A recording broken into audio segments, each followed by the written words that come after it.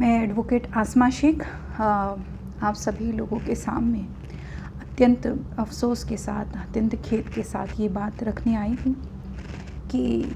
कुछ दिनों पहले सुल्ली डील्स नाम का एक वेबसाइट, एक ऐप बनाया गया था एक वेबसाइट के ऊपर, और वहाँ पे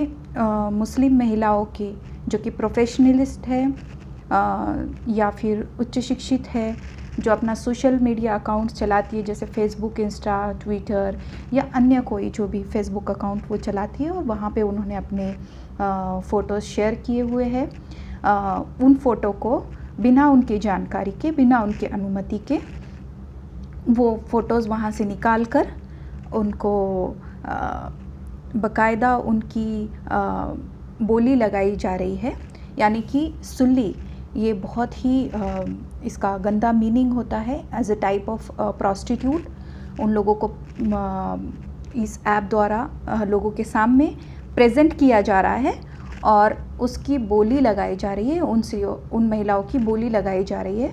और इस तरीके का ऐप काफ़ी दिनों से चल रहा था, लेकिन ये मामला तब जाके सामने आया कि एक पायलट महिला जो कि एरोप्लेन चलाती है, वो महिला का भी वो खुद पीड़ित हुई है इस घटना से, और वो पुलिस स्टेशन में जाकर उसने इसकी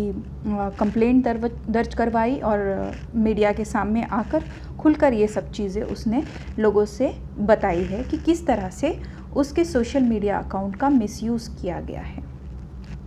पता नहीं ये लोग कौन थे, लेकिन ज़रूर ये लोग देश का माहौल ख़राब करने वाले समाज कंटक ही रहे होंगे। मुझे बहुत ही अफसोस के साथ कहना जा रहा है कि 21st सेंचुरी में, जबकि महिलाओं को इंटरनेशनल ह्यूमन राइट कमीशन के द्वारा राइट टू इक्वालिटी का राइट मिला है, हमारे कॉन्स्टिट्यूशन ने भी हमें राइट टू इक्वालिटी और डिग्निटी से जीने का अधिकार दिया है,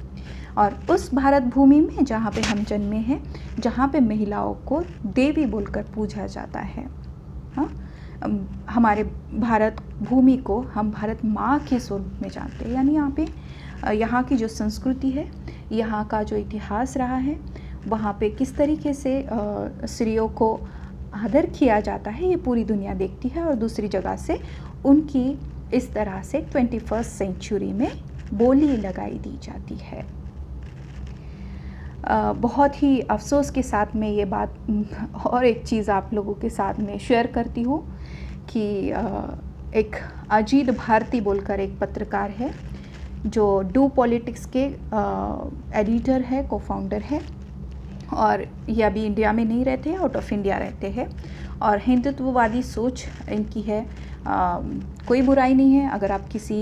एक समाज को, आप किसी एक धर्म के हो और उसको आप फॉलो करते हो, धर्म की रिस्पेक्ट करते हो, और अपने धर्म का आपको अगर गर्व है, अभिमान है, कोई बुरी बात नहीं है। अगर आप किसी और के धर्म का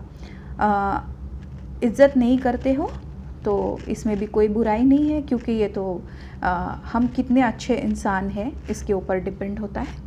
लेकिन अपने अश्लीलता को, अपने क्रूरता को, स्त्रियों के प्रति अपने अनादर को आप धर्म का आधार लेकर स्त्रियों को अपमानित करने हेतु अश्लीलतापूर्वक अगर आप कोई चीज़ करते हो तो ये बात तो गलत है, और इस चीज़ को किसी भी तरीके से माफ़ किया नहीं जाएगा। क्योंकि ये जो अजीत भारती नाम के पत्रकार है, इनको ये आउट ऑफ कंट्री रहते हैं और अपना सोशल मीडिया अकाउंट चलाते हैं, हमेशा एक्टिव रहते हैं, और काफ़ी इंटरनेशनल लेवल पर और नेशनल लेवल पर लोग इनको फॉलो करते हैं। और जो ये ऐप बनाया गया है, इन्होंने अपने सोशल मीडिया अकाउंट से किस तरीके का स्टेटमेंट दिया है, जिसमें वो इस ऐप की लिंक शेयर करते हैं लोगों के साथ, और लोगों को कहते हैं कि मैं इसका समर्थन करता हूँ और आप लोग भी इस ऐप का यूज़ कर सकते हैं। मैं आपको वो पढ़ के दिखाती हूँ कि किस तरीके का एक स्टेटमेंट उन्होंने अपने सोशल मीडिया अकाउंट से दिया है। उन्होंने लिखा है कि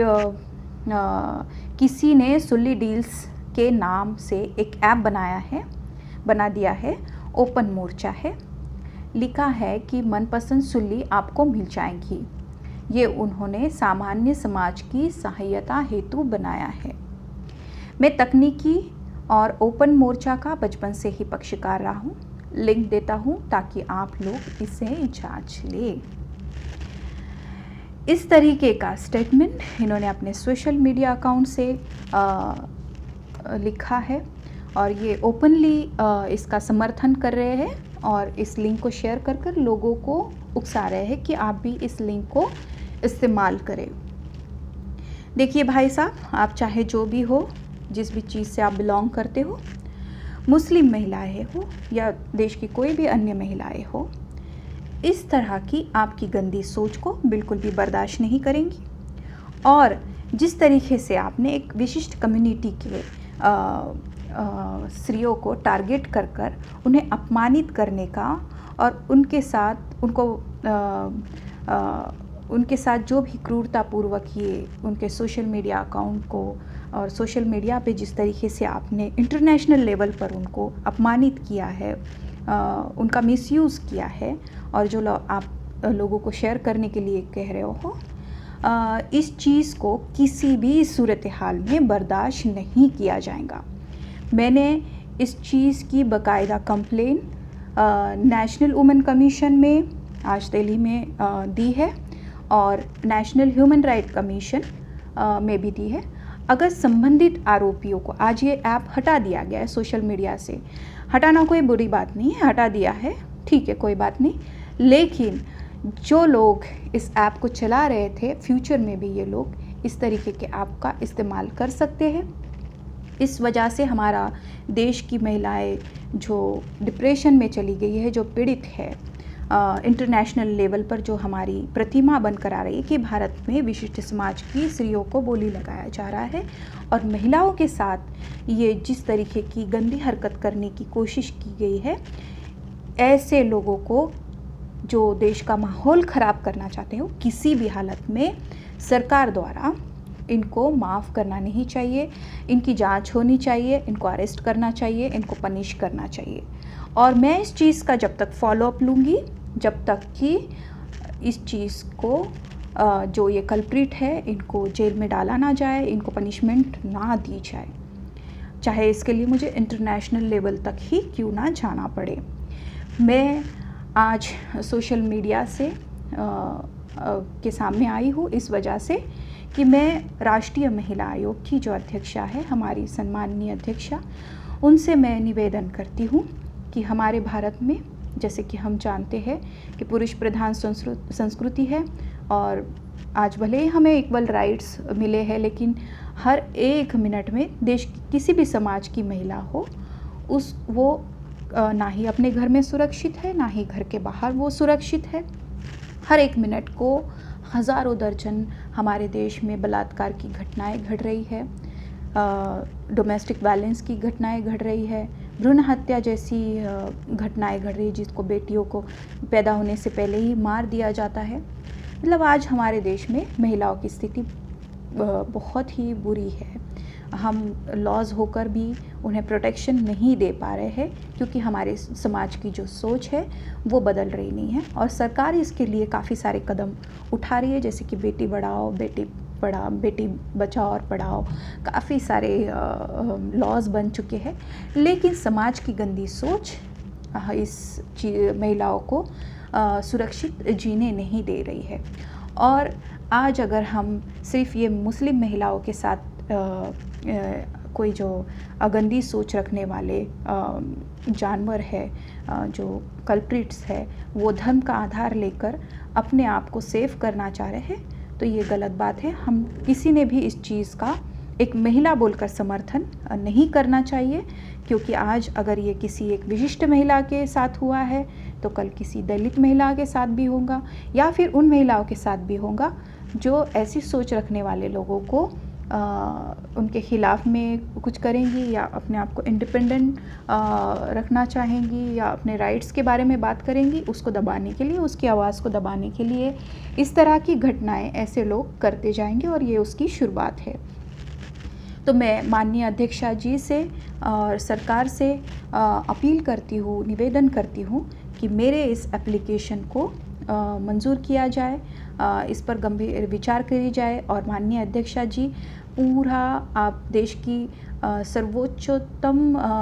महिला आयोग की अध्यक्षा है, तो पूरी देश की महिलाएं चाहे वो किसी भी जाति और समाज की हो आपकी तरफ न्याय की दृष्टि से देखती है। वो देखती है कि आप महिलाओं के लिए अगर उनके साथ कुछ इनजस्टिस होता है तो आप उनके लिए आवाज़ उठाएंगी, उन्हें मार्गदर्शन करेंगी और आप उनके लिए लड़ेंगी। तो मैं आपसे फिर से एक बार निवेदन करती हूँ कि आप आरोपियों के ऊपर भले ही ये ऐप हटाया गया हो, लेकिन जो इसमें इन्वॉल्व थे उनका क्या उद्देश्य था और किस वजह से उन्होंने इस तरीके की गंदी घटनाएं की है जो कि फ्यूचर में किसी भी समाज की महिलाओं के साथ होना नहीं चाहिए। इस वजह से जब तक कि उनको अरेस्ट नहीं हो जाता, जो लोग इसमें इन्वॉल्व थे उनको पनिशमेंट नहीं मिलती है, तब तक आप इसकी अच्छे से निष्पक्षपाती जांच करेंगे। और मैं तो इस चीज़ को आखिरी तक फॉलोअप लूँगी ताकि फ्यूचर में किसी भी समाज की महिलाओं के साथ इस तरीके की घटनाएं घटी ना जाए। धन्यवाद।